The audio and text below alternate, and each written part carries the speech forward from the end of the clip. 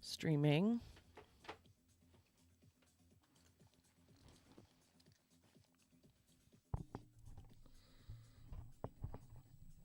Says good condition, good connection.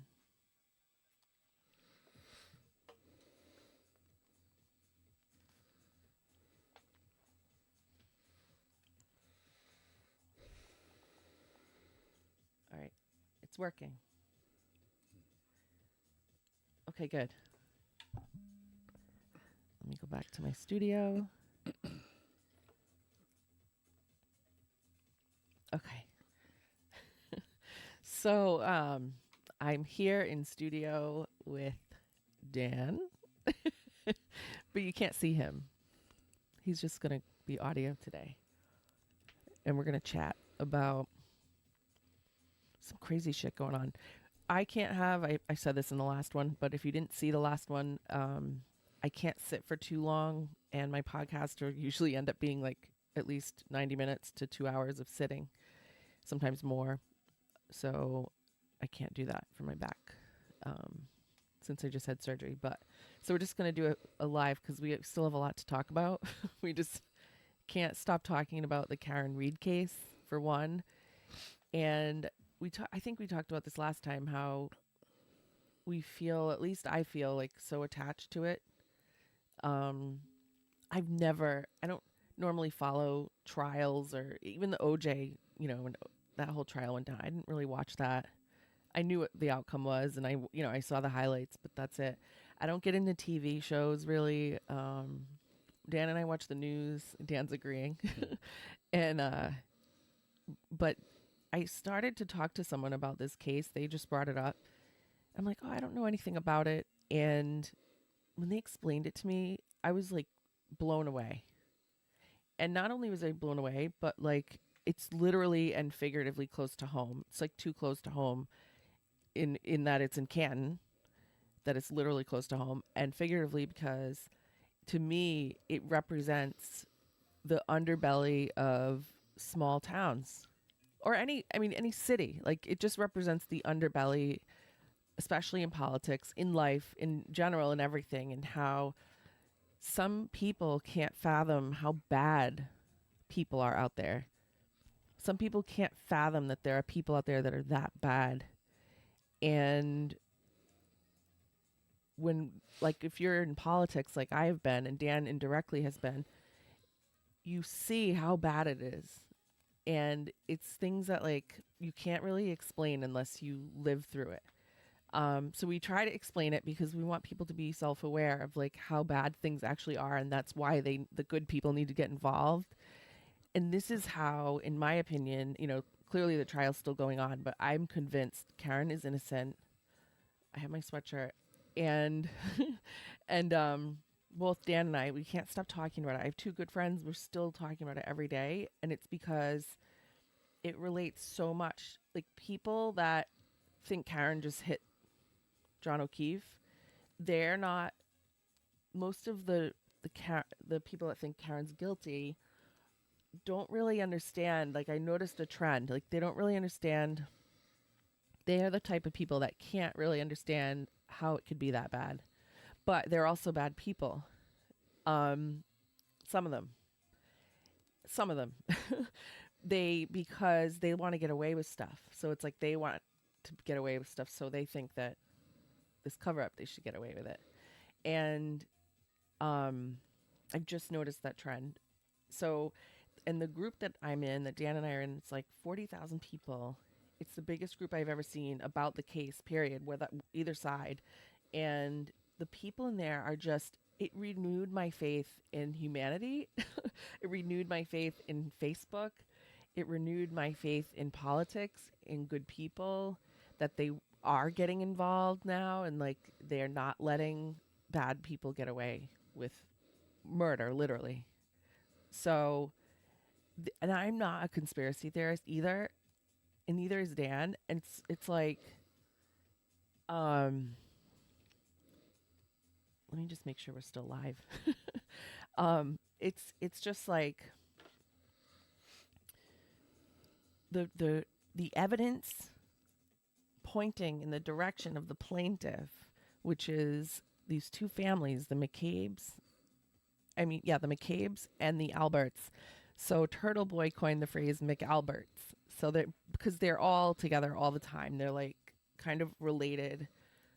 Some of them are related, and they're big families, and they are all cops and either Boston Police, Canton Police, State Police, Mass State Police, Selectmen. One of the brothers of the Alberts Chris Alberts, is a selectman. So for me, like watching this go down, and I just started watching this 2 weeks ago, and it's been going on for at least 2 years. And I'm like, oh my God, like, and watching it go down now, I'm still learning more stuff. It's unbelievable the stuff that's already come out. And the more I learn each day, I'm blown away even more. And for me to be blown away, like we've been through some shit politically. It affected our family, like it affected our relationship. It affected us personally, like as individuals. And it affected our friendships. And there's some, not murder by any means, but there were some bad things that happened to us. Some really bad things that, like, you would not believe us if we told you. We can't even make it up. And that'll be another story in another episode. But there are people out there that do this crazy shit, whatever it is. And in my opinion, and we'll see what happens, the McAlberts, as Turtle Boy would say, it's so clear to me because I've seen some of the underbelly. And that is exactly, we are a microcosm of Canton. Like, all small town Massachusetts are a microcosm of Canton. And there's corruption everywhere, but this is unprecedented. It's unbelievable. Like, and they're all involved. And I can compare, like, each person, like in the McCabe family and the Albert family, and then their friends and like other people involved in the periphery. I can like think of someone in Somerset that is that person, of each of them. And it's like identical. Like I'm blown away, but I'm also not surprised. Do you agree? Yeah. I was reading earlier that the McAlberts, if you will, they were all out together tonight or last night. Yeah. Just partying or doing whatever, drinking at another local establishment. And they have to live their life, but they just don't give a fuck. That's the difference. They're not trying to look a certain way or to be, you know what I mean? They just do whatever the fuck. They just seem to be the type that they do whatever they want. They've never had consequences. Are they supposed to be out? I don't know. I don't understand how it works. They can be out. Yeah, they're not. Because, they're the plaintiff. So it's like, if they were they're the plaintiff, but like everyone says, it's like, wait, who's on trial here? Right. Because they're acting like the defense, because the defense has so much shit on them. Mm-hmm. All the text messages. There's a 3,000-page FBI, some type of report. It's ongoing investigation still. So they're the judge, which I can't stand the judge. She is like so biased, and I'm trying to give her benefit of the doubt, and like maybe there's a reason for this and that, and I can't come up with any other reasons. She's just she has decent moments, but so anyway, but the more I learn, it's like there's no consequence. And like the texts that were coming out the other day, they didn't think anyone had those. Mm-hmm. It's like the guy actually, Jen McCabe's husband, Matt, when they read the text message from him to the group that said, just tell them, Channel 4, just tell them that the guy never went inside. The guy being John O'Keefe. Like, oh, so you're making up a story and you called him the guy as if he's some inanimate object. That is disgusting. Yeah. And someone on a page had a really good point. She was like, if my friend's boyfriend was a cop that we all know, and my friend's boyfriend was missing, all the first responders would be out looking for him. Because that's what they're naturally born, like, that's how they are. Not these people. They were sleeping because they fucking killed him. Well, they weren't sleeping, they were cleaning. Mhm. They killed him. Allegedly. Allegedly. I believe. I cannot believe. It's just it's funny to me that they are moving up engagements and possibly weddings, and they're doing some things and kind of Just Um, yesterday. to give you an example. I found out I found out that my grandfather was sick with cancer, and he wasn't going to be around very long. So we moved our wedding up, and we got the wedding. This is done. Dan's ex, by the way, Yeah. not me. Yeah. Well, we moved the wedding up so that he could be there, Mhm. and I have a funny feeling that they may be doing this so the Alberts can walk their daughter, his daughter, down the aisle. The writing's on the wall. It is. The writing's on the wall, and I just, sorry, I got, I'm looking at this new system here. And they're finally seeing, like, just yesterday, Colin, who, he is a little punk. Oh my God. He, just yesterday posted publicly, like, didn't give a fuck that his cousin Caitlin, it's Caitlin, right? Or Kaylee? No, Caitlin. And Tristan, her boyfriend, were engaged yesterday. And, like, okay, you're living your life, but you just lied. You just proved that you lied on the stand and perjured yourself because you swore up and down that you didn't have any social media. Mm-hmm. And here you are posting publicly like you think you're invincible. You really do. And that's why, I mean, there's so much. I don't even know where to start. Like, with the evidence, just tell them that the guy never went in the house. And then the girl, Jen McCabe, who was on the stand Friday, she's being cross-examined tomorrow. Tuesday. I'm sorry, Tuesday. We think that a lot of people think that she was putting doubts into Karen's head the night before out of jealousy, when they were out, like, looking for John.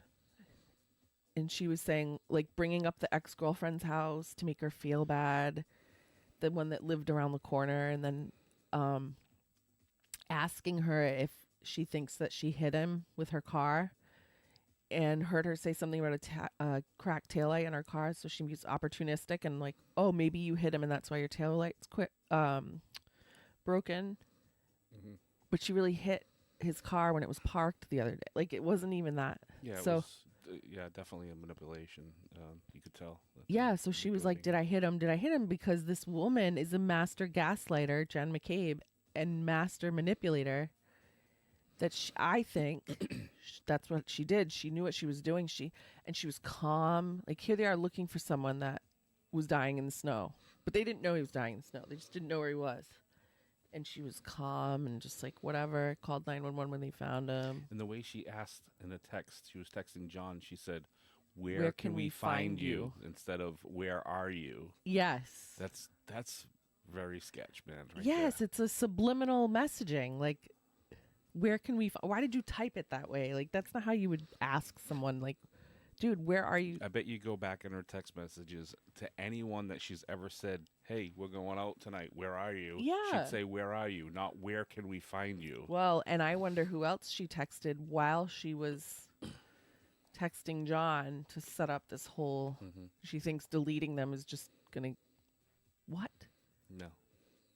But then Karen still got charged because the DA, I think, is complicit. Possibly, yeah. And it got past a grand jury, which is insane. It's so backwards.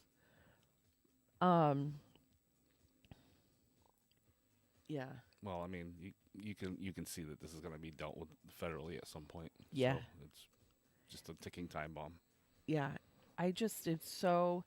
It's so hard to portray to like I think people now like everyone's watching this trial. Everyone, like the people from Australia are in this group, people from England, like all over the world, and it's crazy, and it's literally our backyard, and it's so like I said before, like the stuff that Dan and I have experienced in this underbelly. I mean, I've heard stories for decades about the politics in Somerset. And I was like, yeah, yeah, yeah. Like, I was like everyone is to me now. Like, oh, it can't be that bad. It can't be that. No way. Like, adults would not do that. Yep. Yeah, whatever. Well, it's worse than we could even have imagined. And I can't even describe it to someone because of how many, like, the depth that it goes and like the incidents that have had to compile like to get to this point for us to realize how bad it is. You would not believe, and that's nothing compared to Canton in this trial. That is nothing compared to Canton. We are lucky. Yeah. I mean, people always said, oh, there must be something in the water in Somerset, but it's everywhere. It's everywhere. It's just not as bad as some places. Yeah, and I mean, holy shit. I don't even know. It's crazy. So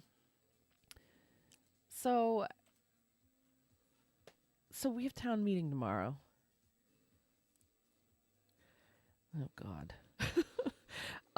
So yeah, every year Somerset has our annual town meeting and a special town meeting. Annual town meeting is tomorrow. It's always a month after the election, third Monday in May, which I think that's what it is, third Monday in May, at the high school. And you all know I ran for office and Alan Smith won. Totally fine. But I'm just here to say I told you so when the taxes go up. I mean, my supporters, they get it. They get it. And you know, if I had the chance to campaign harder and explain, because I did end up accidentally converting a few voters because we had great conversations. So I feel like if I had more time to do that, which I didn't, and I didn't start soon enough, then I might have gotten closer. I might have won. I might have lost. Who knows? But I think it would have been a lot better. My point is that I'm bringing this up with Dan because tomorrow is special annual town meeting. And there are, how many articles? Actually, I can open up on the screen. Anyway, they're already having to, well, a couple of different things are happening. You can see how many millions of dollars are coming in to be either capital expenditures or operational expenditures. And also, well, actually, a lot of them are capital because the new Diamond School project, Bristol Aggie, that's a huge one. Huge. It was $130 million. I mean, that's in total. That's not our portion, but it's still massive, which is wonderful. They need it. It's beautiful. They needed that. I supported that. But my board had laid the groundwork to prepare for this years down the road, which is now. But the past 3 years of Alan being in office and his cronies, they have stopped all economic development that we had full speed ahead. And our economic development growth has decreased 70% in the past 3 years, which means all the preparation that my board did got wiped out, gone. It was moot. It is moot now because Alan and his group took away all the mechanisms that we had in place to plan ahead to cover those necessary costs. Those are necessary costs. They're buildings for students that we voted to build. And now we have to pay for it because that's part of the project. So we had prepared and had everything in line. I mean, it was to the wire. We hit rock bottom and we didn't have to touch a penny of our stabilization fund. Like, that's how good we managed it. And then Alan and his cronies come along and save our bay, and they fucking blow the lid off of it, and now it's gone. So, I wasn't thinking ahead, and I could have pulled up these documents to give everyone a better summary, like numbers wise, but I don't have them open on my computer. So, but I'll just summarize as best I can. The school budgets, K through 8, it might be both. I don't know. I think it's just K through 8. The K through 8 budget went up almost 5%, which is, they've shaved a lot. I think it used to be higher than that, but it's still a lot. But it's necessary. It's necessary for so many reasons, contractual reasons. We need to pay our teachers. We need to support the students. Like, it's necessary. And you can't make big cuts in the school anymore, because then you'll be cutting into the meat. You can't cut into that without sacrificing quality. So that's another increase that Alan and his cronies had nothing planned for. And here his Mr. I don't want to spend free cash is now saying, oh, I have to spend free cash. Well, no shit, dude. You have about half the free cash has come in certified to Somerset. Half of than what we had when I was in office. Are you kidding me? It decreased. That is sick. So that's a huge chunk of money. The Diamond School, the portion, I believe Diamond, Bristol Aggie added together. There might have been something else, but I think it's like $1.5 million. That's going to hit our bank rolls.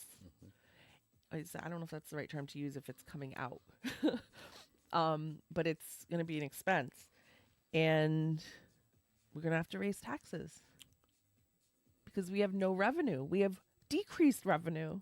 And Alan's all, I brought in these 50 businesses. That doesn't even touch the tax revenue. Those small businesses that mostly already existed in Somerset and some were pending, it doesn't make a dent in the taxes. We support our small businesses because we're a small town. We love our small businesses.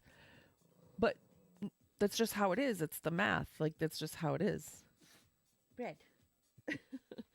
So, it's just how it is. We need Brayton Point to be developed. That's 3 years behind. We needed Slade's Ferry to be brought back into, it's getting more life now, but it's still, there's so much work left on the waterfront, getting a brewery on the waterfront. That ship has sailed. We had all. And so tomorrow, annual town meeting, you're going to hear about, I just said it, Diamond. You're going to hear about, I think, Bristol Aggie's on there. You're going to hear about the school department increases. You're going to hear about building maintenance, which they're putting $400,000 in. That's not nearly enough money to maintain our buildings. But anyway, we need like $1 million at least to do it right. But guess what? How are we going to pay for all these things? So, and taxes go up on average about 2.1 million a year because of like contractual obligations and cost of living increase and stuff. That's at a minimum. Mm-hmm. So how are we going to pay for all this? We have negative revenue. We're losing money because of Alan and his friends. But whatever, I didn't get the message out enough. And my resignation hurt me, and I didn't get to talk to people about the reason why I resigned was because of Alan, because I wanted the town to wake up and realize that I didn't have any jurisdiction over them. I can't control them, and wanted to fight because I couldn't fight from where I was sitting. And it worked for the past 3 years, but I didn't get elected because people didn't understand that part. So, which I get it. It's my fault that I didn't have the conversation early enough, but everything happens for a reason. So I just promised that I would be here to keep you informed because I care. And I have some ideas for the town I'm going to get to later, but Because some big things need to change. Big things need to change. Don't you agree? Yeah, yeah. Well, if you're a somebody actually said this on the campaign trail, I'm going to use it. If you're an Alan Smith type of guy, then you guys are all going to be surprised very soon. You see what's coming down the pipe. A lot of tax increases. Get your wallets ready. Yeah. Yep. It's happening. I don't want it to happen. And I want what's best for the town, but the reality is that it's been 3 years. It's actually been like 5 years of the bullshit, but it started to really financially affect us 3 years ago cuz we got to a point where there was no more lag. There was no more cushion. And we are 3 years behind now. Wilbur School, the original owner, was amazing and had like such a good portfolio of projects, and he knew the town really well. And not saying the new owner isn't, but we were so lucky to have him as a developer in our community, and he had to deal with the Save Our Bayers, and he said, "I'm not doing this," and he sold it, and just was like, "Fuck this." Nonsense. I don't blame him. Yeah.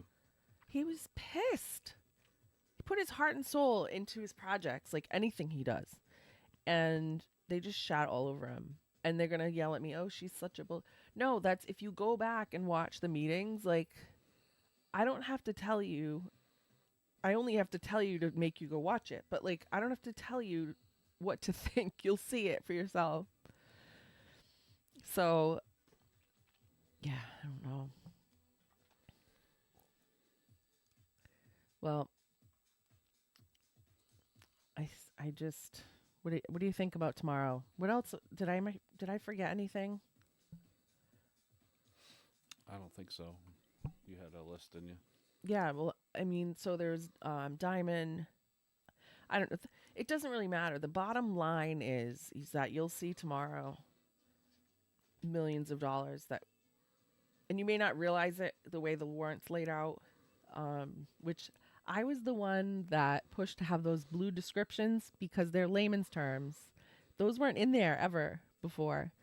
Those are just layman's terms for the voters to get the information more digestible in a digestible format rather than all this jargon.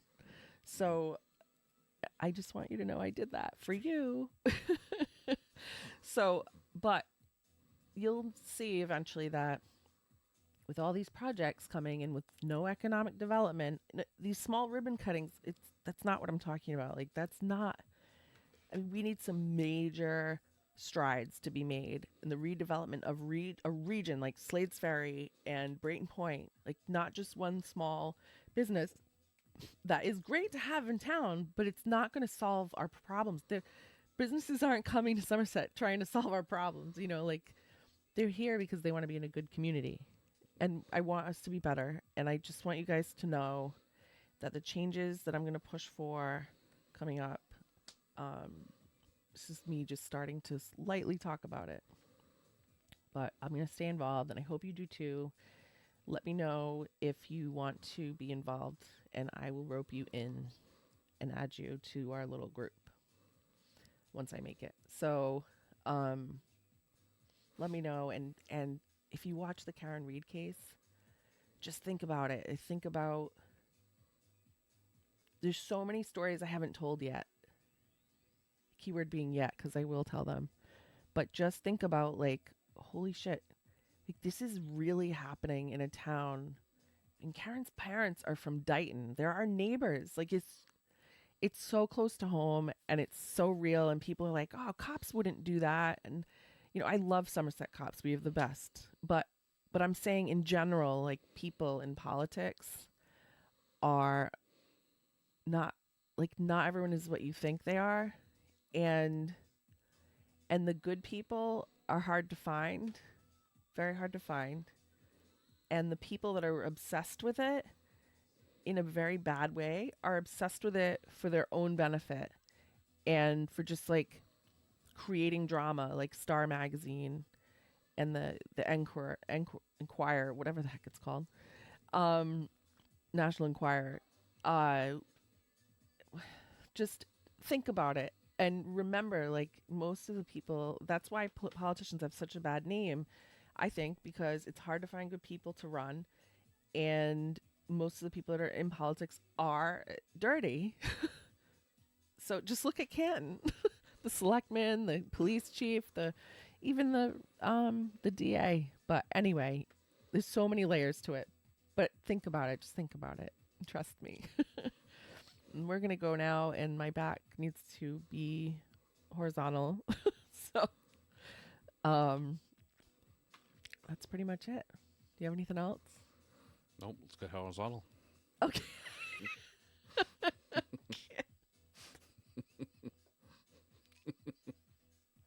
What? Brad, wait, you have to see Brad. Oh, here he is. Oh, you have to like to sit like that. There. You Brad. See? You see everybody on there? You see everyone on there? Bubba. You said you're a good boy. Yes. Right. Okay, everybody. Just blow his popsicle stand. Okay. All right. See ya. Bye.